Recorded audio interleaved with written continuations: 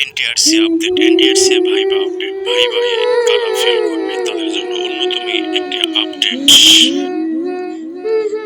আসসালামু আলাইকুম রহমতুল্লাহি তাআলা ওয়া বারাকাতুহু। Welcome back to my YouTube channel. This is Mohammad Asaduzzaman with you. এই ভিডিওটি মূলত 4 থেকে 5টা অনিবার্য তথ্য প্রদান করার জন্য। 4-5টি তথ্য অবশ্য একটা মূল ফ্যাক্টের উপরে গঠিত।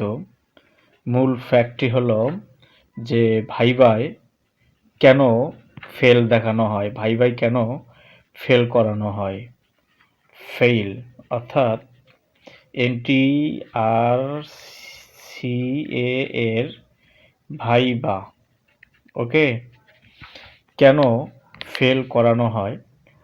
এই ভাইভাই কেন ফেল করানো হয় এ ব্যাপারে আমি আরও 2টা ভিডিও অবশ্য আপলোড করেছি।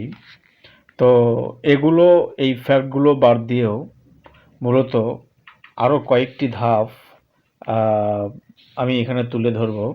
তার মধ্যে নাম্বার 1 হলো যে উপস্থিত না থাকা। খুব গুরুত্বপূর্ণ একটা টপিক, যে উপস্থিত না থাকা। কেউ যদি ভাইবা পরীক্ষায় উপস্থিত না থাকে, আসলে তার পাশ করা একদম অসম্ভব, কোনো ক্রমেই সম্ভব নয়।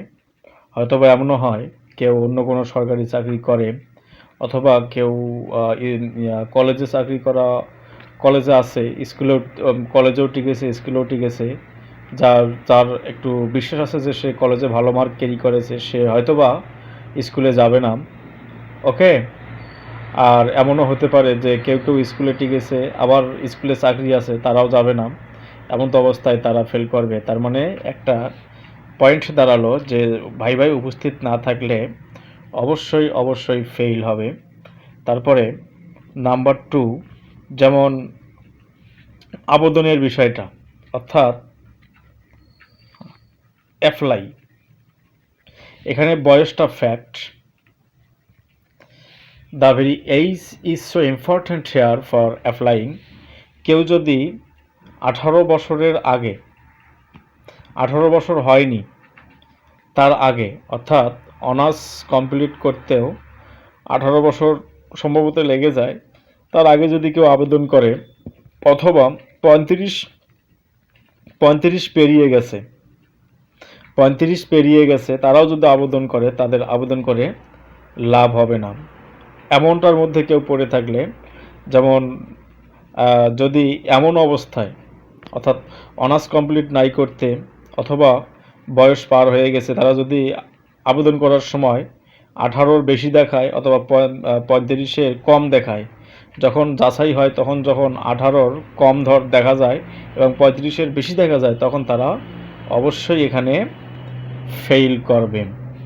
অ্যান্ড নাম্বার 3, এটাও অত্যন্ত গুরুত্বপূর্ণ, সেটা হচ্ছে যে পদের চেয়ে, অর্থাৎ শূন্য পদের চেয়ে বেশি যদি টেকানো হয়, তাহলে তারা নির্দ্বিধায় বেশি সংখ্যক প্রার্থী ভাইভাতে তারা ফেল করাবে। এবার 18তমদের কপালে এমনটি সম্ভবত হবে, কারণ অনেক সাবজেক্টের শূন্যপদ অনেক কম, কিন্তু টেকানো হয়েছে অনেক বেশি। যেমন স্কুল পর্যায়ের বাংলা সাবজেক্টটায় প্রচুর পরিমাণে টেকানো হয়েছে, প্লাস শূন্যপদ টেকানোর তুলনায় অতগুলো নয়। এবং নাম্বার 4 আমি আলোচনা করব যে কেউ যদি যখন অ্যাপ্লাই করে, তখন যদি কেউ অ্যাফেয়ার্ড সনদ বা সার্টিফিকেট দিয়ে আবেদন করে, তাহলে তার জন্য সমস্যা হবে, সে নিশ্চিত ফেল করবে। অনেকে আছে যে এখনও অনার্স কমপ্লিট করেনি, তারা অ্যাফেয়ার্ড, অর্থাৎ ওখানে দেখাইছে যে অনার্স কমপ্লিট করা, প্লাস তারা নিজের ইচ্ছা মতো একটা রেজাল্ট বসাই দিছে, ওকে, নিজের ইচ্ছা মতো রেজাল্ট বসাই দিছে, কিন্তু যখন তাদের সার্টিফিকেটটা তারা হাতে পাবে, আর যখন দেখা যাবে তা সেখানে যে অ্যাফেয়ার্ড হিসাবে যে রেজাল্টটা দিয়েছে তার সাথে না মেলে, অবশ্যই এটাও ফেইলে পর্যবসিত হবে। এবং তারপরে আমি আরেকটি গুরুত্বপূর্ণ তথ্য দেব, সেটা হলো যে সকল সনদ, অর্থাৎ সকল সনদ, দ্যাট মিন সার্টিফিকেটসের যদি থার্ড ক্লাস হয়, ওকে, সকল সার্টিফিকেট যেমন এসএসসি, এইচএসসি, তারপরে ইকুয়ালি দাখিল, আলিম, তারপরে অনার্স অথবা ডিগ্রি, এগুলোতে যদি সবগুলোতেই থার্ড ক্লাস পেয়ে থাকে কেউ, তাদের কপালেও ফেল জুটবে। এদের মধ্যে কোনো একটিতে যদি সেকেন্ড ক্লাস তারা পেয়ে যায়, তাহলে পাস অবশ্যই হবে। ওকে, সো এগুলো অবশ্যই খুব গুরুত্বপূর্ণ জিনিস, অর্থাৎ যারা 18তম ভাইবা দিচ্ছেন তাদের জন্য। ওকে, these are all from this video, and I have to stop this video, and before stopping myself, I am totally urging to all of you, please subscribe my channel and uh, share this video with your near and dear ones. Okay, thanks to all. Allah Hafiz.